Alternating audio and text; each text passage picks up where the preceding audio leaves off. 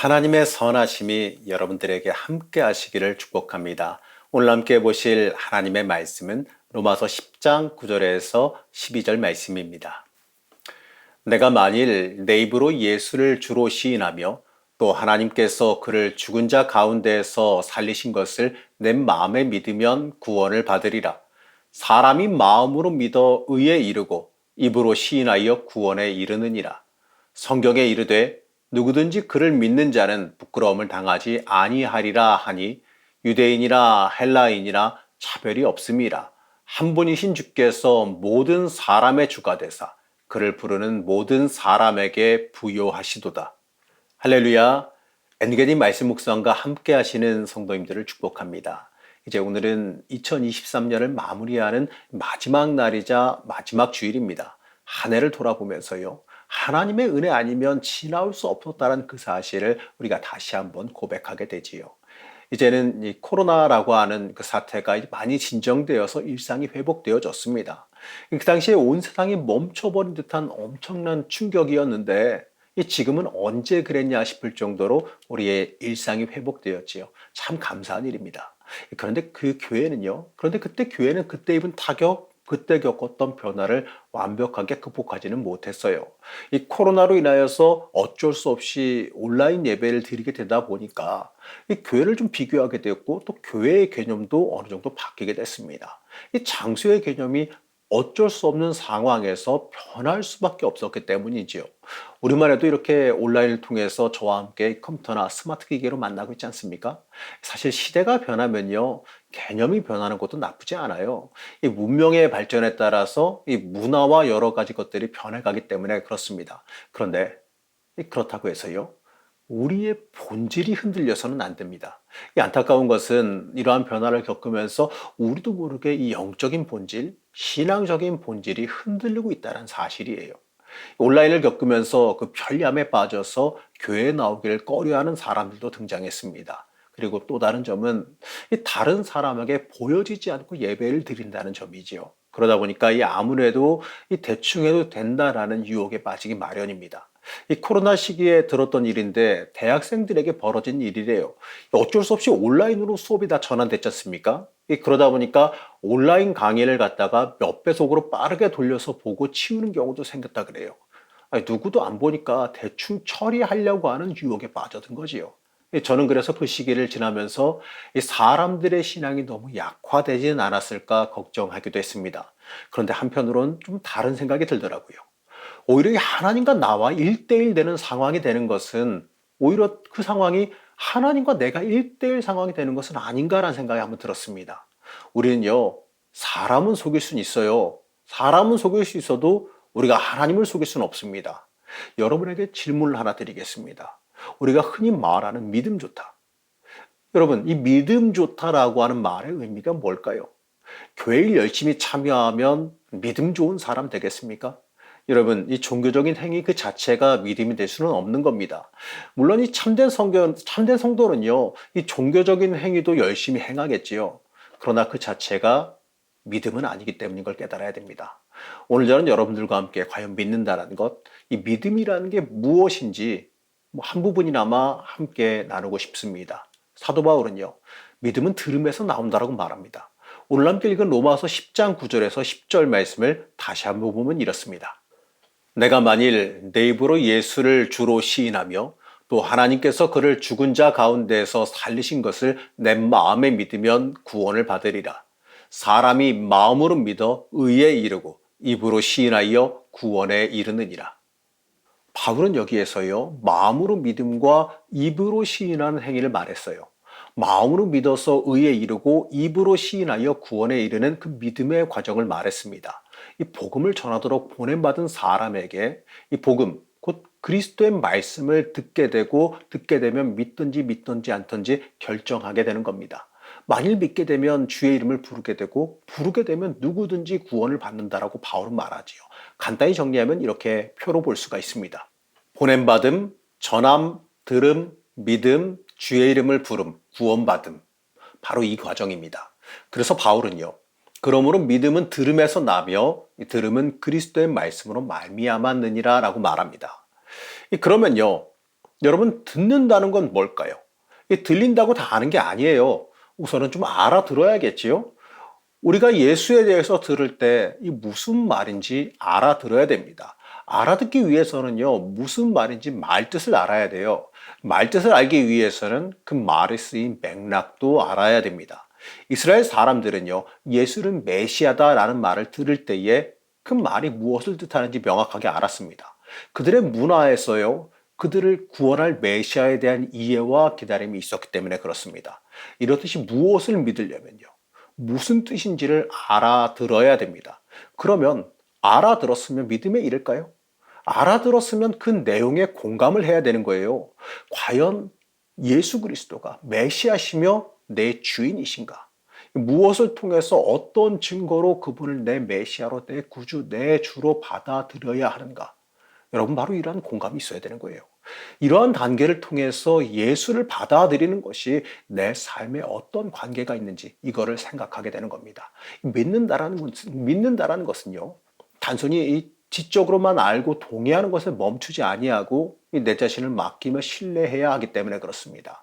그리고 예수가 나에게 구주가 되었다는 것, 그것은요, 나는 건짐이 필요한 존재, 치료가 필요한 존재라는 것을 깨닫는 것을 뜻합니다. 예수는 구주. 예수는 구주라는 그 메시지는요, 이 역사적 사실에 대한 지식의 추가가 아니라 내 결단을 요구하는 명령이에요. 이렇게 보면 들음에서 믿음으로 넘어가기까지의 이 과정은요, 네 가지 단계를 거치게 됩니다. 예수에 관해 하는 말을 알아듣고, 두 번째로 공감하고, 세 번째로 생각하고, 마지막으로 수긍하여 받아들이거나 거부하거나 무관심하게 됩니다. 여러분은 어디에 머물고 있습니까? 혹여 생각하거나 받아들이기 그 중간쯤에 있나요? 아니면 아직 공감할까 말까 하는 부분에 있습니까?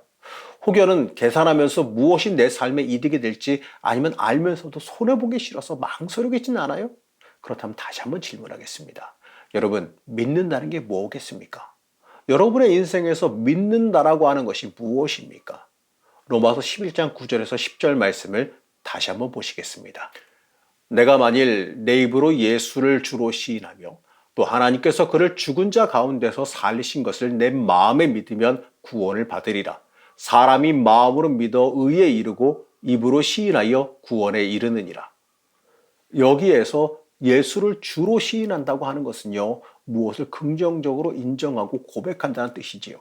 고백은요, 내가 알고 있거나 믿은 것을 다른 사람이 알아듣도록 사실대로 드러내는 일입니다. 세 번째는요, 받아들임이에요.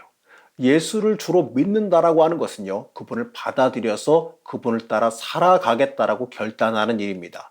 이 받아들일 때는요, 이 좋아하는 그 감정뿐만 아니라 의지가 들어가게 돼 있어요.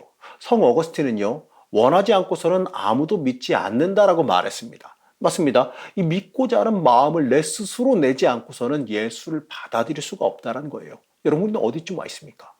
예수를 구주와 주로 받아들인다라고 하는 것은요, 이 그분께 나의 삶과 죽음, 나의 모든 것을 맡겨서 내가 살아있는 동안 그분을 따라 살겠다라고 다짐하는 겁니다. 간단하게 말하면요, 암, 동의, 맡김, 곧 신뢰입니다. 이처럼 예수 그리스도가 주라고 하시는 것, 그것에 대한 고백은요, 지성과 감정, 의지가 모두 개입되는 일이에요. 다시 한번 말하면요, 예수 그리스도를 믿는다라고 하는 것은 온 몸과 온 마음이 개입된 행위입니다. 믿음은 전적으로 자유로운 행동이지요. 믿음은 말 건냄에 대한 반응이요, 부름에 대한 호응이며 초청에 대한 응답입니다. 말을 건네고 부르고 초청하시고 찾아오신 분이 누구시냐? 바로 하나님이시지요. 믿음은 나를 찾으시고 나에게 찾아오시며 나를 방문하시는 그분에 대한 응답입니다. 이처럼 믿음을 하나님께 대한 응답으로 본다면, 이 믿음은요, 믿는 순간뿐만이 아니라 우리가 살아 숨쉬는 동안 지속돼야 되는 거 아니겠습니까? 그렇다면요, 믿는다라고 하는 것은 우리의 일상적인 삶과 어떤 관련이 있을까요? 바울은 여러 곳에서 아브라함을 통해서 말했습니다. 그러면요, 이 아브라함의 믿음은 어떤 것일까요? 오늘의 우리의 삶에 이 아브라함의 믿음이 어떻게 적용될까요? 히브리서 11장 말씀을 보게 되면 바울은 이 아브라함의 네 가지 그 여정을 믿음과 관련 지어서 말하고 있습니다. 첫째는 하나님께서 갈대아 우르에서 부르신 사건에 응답해서 나그네로서 길을 떠난 사건이고, 두 번째로 무별과 같이 자손을 주시겠다고 하나님이 약속하셨을 때에 그것을 믿은 사건이고, 이 세 번째가 이 사라의 죽은 태에서 아들을 잉태되게 되리라라고 하신 그 하나님의 약속, 그 약속을 믿은 그 사건이고요. 이 네 번째가 모리아산에서 이삭을 제단에 바친 사건입니다. 창세기 12장 말씀을 보게 되면 아브라함은 떠나라고 하는 하나님의 말씀에 이렇게 응답합니다. 창세기 12장 4절 말씀입니다. 이에 아브라함이 여호와의 말씀을 따라갔고, 하나님의 약속과 명령에 따른 순종이죠. 아무런 질문도 조건도 요구도 없이 하나님의 약속과 명령을 듣고 그것을 따라 행동했습니다. 창세기 15장에 하나님과 아브라함의 대화가 등장합니다. 여기서 아브라함은요, 하나님께 질문을 행하지요. 창세기 15장 2절 말씀입니다. 주 여호와여, 무엇을 내게 주시려 하나이까? 나는 자식이 없사오니. 하나님께서 큰 민족을 이루고 복을 주시겠다라고 한다면 자신에게는 아직 없는 아들을 주셔야 되지 않겠느냐, 바로 이것입니다. 요청의 포커스가 하나님의 약속을 이루기 위한 목적에 맞아 있다는 거죠. 하나님은 여기에 대해서 목별들을 보면서 자손을 그와 같이 많이 주겠다라고 뜬구름 잡듯이 약속을 하세요. 그럼에도 아브라함의 반응은 이렇습니다. 창세기 15장 6절 말씀입니다. 아브라함이 여호와를 믿으니 여호와께서 이를 그의 의로 여기시고, 아브라함은 하나님을 신뢰했고 자신의 미래를 맡겼어요. 하나님의 약속에 대해 신뢰하고 맡기는 행위를 하나님은 의로움이라 이렇게 여기셨습니다. 창세기 17장 말씀을 보게 되면 세 번째 사건이 등장하지요. 아브라함에게 언약을 맺으며 할례 예식을 치르라 명령합니다. 그러면서요, 그 가운데 하나님은 사라의 태를 통해 이삭을 주시겠다라고 약속하시지요. 창세기 17장 23절에서 25절 말씀입니다. 이에 아브라함이 하나님이 자기에게 말씀하신 대로 이날에 그 아들 이스마엘과 집에서 태어난 모든 자와 돈으로 산 모든 자, 곧 아브라함의 집 사람 중 모든 남자를 데려다가 그 포피를 베었더니, 아브라함이 그의 포피를 벤 때는 99세였고 그의 아들 이스마엘이 그의 포피를 벤 때는 13세였더라. 하나님께서 어찌 보게 되면 좀 나이가 많아서 생리학적으로 불가능한 약속을 아브라함에게 하셨지만, 그래도 아브라함은요, 하나님의 명령을 수용해서 증표로 할례를 행합니다. 여기서 우리는요, 아브라함의 순종을 다시 한번 보게 됩니다. 이제 이삭이 태어난 뒤에 하나님의 명령이 또 등장하지요. 창세기 22장에 등장하는 우리가 잘 알고 있는 이삭을 바치라라고 하는 하나님의 명령입니다. 이 사건의 특징은요, 어떤 약속도 없고 그저 하나님의 명령만 있습니다. 아들을 바치라는 그 명령에 대해서 아브라함은 어떠한 질문도 물음도 요청하지 않아요. 그저 침묵으로 순종합니다. 그가 한 일은 내가 여기 있나이다라는 하나님 앞에 자기를 내어놓는 모습밖에 없습니다. 아브라함은요, 하나님의 처분에 자신을 온전히 내어 맡긴 거죠. 아브라함이 내가 여기 있나이다 하고 응답할 때 그곳에 이제 더 이상 자신은 없어요. 자기 주장은 없고 오직 하나님만 그의 중심에 서 있었습니다. 아들을 번제물로 바치라, 이러한 명령을 접했을 때 아브라함은요, 어떻게 보게 되면 자신의 자아, 자신의 생각 이런 걸 다 완전히 하나님 앞에 버린 거죠. 그 준비하는 모든 과정 중에도 아브라함은 더 이상 자신의 의, 자신의 아들을 사랑하는 아까운 마음, 하나님 왜 그러실까? 하나님을 따져먹고 싶은 마음, 왜 없겠습니까? 그러나 하나님의 명령이기 때문에 그 준비하는 모든 과정 중에 아브라함은 그 모든 마음을 다 내려놓고 하나님을 순종하고 믿음으로만 받아들였습니다. 아브라함에게는요, 하나님께 받은 명령만이 존재한 거예요.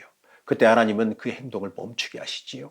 아브라함이 이삭조차도 마치 자기 것이 아닌 것처럼, 아니 마치 하나님의 명령 외에, 하나님 외에 아무것도 존재하지 않는 것처럼 행동하는 것을 보시고, 하나님은 아브라함이 자신을 정말 참으로 경외하는 줄을 인정하시고 아셨습니다. 여기서 우리는요, 아브라함의 믿음의 핵심을 봅니다. 주여 내가 여기 있나이다. 나를 당신이 원하시는 대로 사용하여 주소서라는 태도입니다. 여기서 나, 물론 존재하죠. 그러나 더 이상 자기를 주장하는 나가 아니라, 내 생각과 내 뜻을 주장하는 내가 아니라 하나님 앞에 내어놓은 나, 그래서 하나님이 주체가 되시고 내가 그 부름에 응한 사람인 나가 되어집니다. 여기서 나는요, 완전 수동 상태의 나이지만 그럼에도 여전히 행동하고 움직이는 나죠. 부름에 응답하는 나, 하나님의 처분에 맡기고 따르는 종으로서의 내 모습입니다. 레비나스라고 하는 철학자는요, 이것에 대해서 아주 멋지게 수동적 주체라고 이야기했습니다. 자, 그러면요. 그런 나, 바로 그런 모습이 어떻게 가능할까요? 바울은 이렇게 해석해요. 히브리서 11장 19절 말씀을 읽어드리겠습니다. 그가 하나님이 능히 이삭을 죽은 자 가운데서 다시 살리실 줄로 생각한지라. 죽은 태에서도 이삭을 태어나게 하신 분이 이삭을 죽은 자 가운데서 다시 살리시거나 아니면 새로운 자식을 통해서 하나님의 언약을 지키시리라는 소망을 가진 거 이거 아니겠습니까? 하나님께 둔 소망. 이것은요, 믿음을 지탱하게 해주고 이끌어주는 힘입니다. 우리가 이 믿음장이라 부르는 히브리서 11장 1절 말씀은요, 처음부터 믿음과 소망을 연관시켜 말합니다. 믿음은 바라는 것들의 실상이요, 보이지 않는 것들의 증거니. 믿음은 우리가 바라는 것들, 우리가 희망하고 소망하는 것들을 미리 가질 수 있도록 어떤 근거를 제시해 주는 것이고, 우리가 아직 눈으로 보지 못한 것들을 미리 확증해 주는 겁니다. 보지 못한 것, 지금 가지고 있지는 않지만 소망하는 것을 미리 보고 미리 갖도록 해주는 것이 믿음입니다. 창세기 18장에서는요, 아브라함을 택하시고 그를 통하여 맺은 언약의 이유, 바로 그의 믿음의 이유를 말씀하십니다. 창세기 18장 18절에서 19절 말씀입니다. 아브라함은 강대한 나라가 되고 천하 만민은 그로 말미암아 복을 받게 될 것이 아니냐. 내가 그로 그 자식과 건속에게 명하여 여호와의 도를 지켜 의와 공도를 행하게 하려고 그를 택하였나니 이는 나 여호와가 아브라함에게 대하여 말한 일을 이루려 함이니라. 이 말씀에서 하나님은 야훼의 길을 따라 걸어가게 하기 위함이라고 하는 하나님 나라 삶의 근본 가치와 목적에 대해서 말씀하십니다. 이 말씀은요, 이 구조상 소돔과 고모라를 멸하시겠다는 그 말씀 직전에 등장합니다.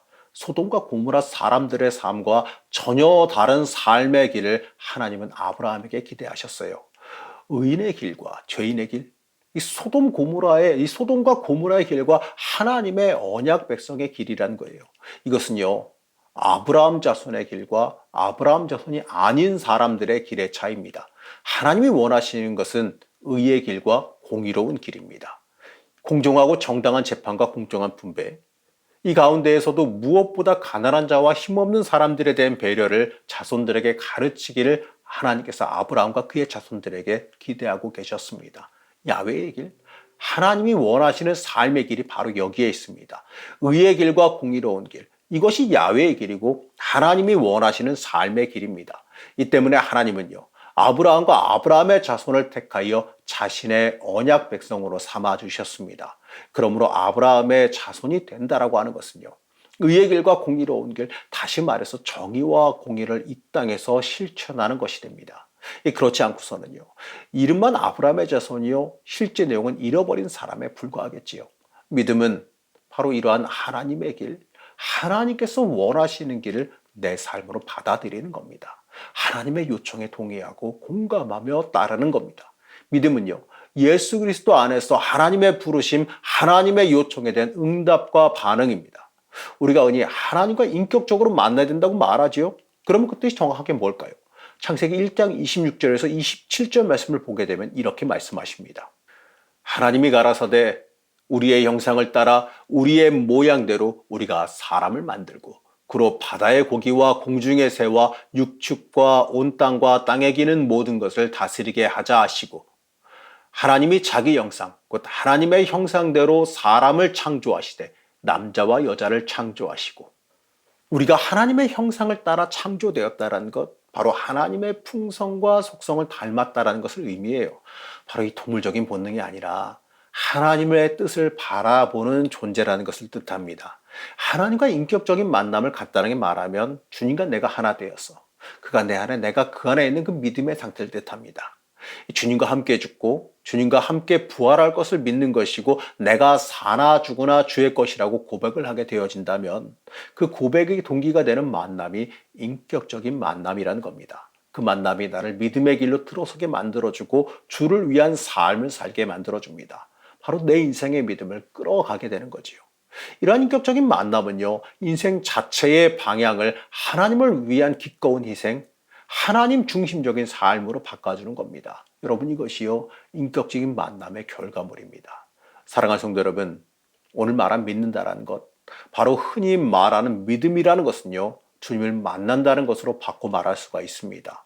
내 삶의 주인을 만나는 만남이고, 그 만남이 인격적인 만남이고, 그 앞에 내 인격을 내려놓는 것이 주님을 따르는 일이자 그리스도인으로 살아간다라고 하는 겁니다.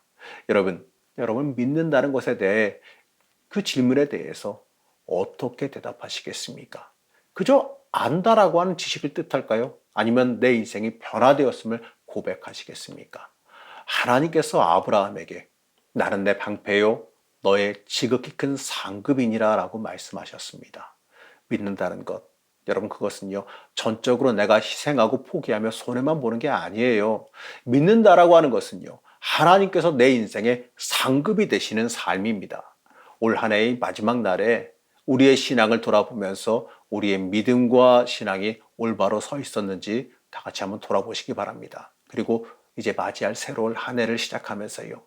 하나님과 1대1로 더 깊게 만나는 인격적인 만남, 또 믿음의 역사가 함께 있기를 소망하시기 바랍니다. 하나님을 깊게 인격적으로 만남이 있기를 시간간절히 축복합니다. 우리의 믿는다는 고백, 이 믿는다는 이 결단이 말을 넘어서 그에 맞는 삶으로 열매 맺어지기를 축복합니다. 참된 믿는 사람, 하나님을 위한 삶을 살아가는 사람이 되시기를 시간 간절히 축복합니다.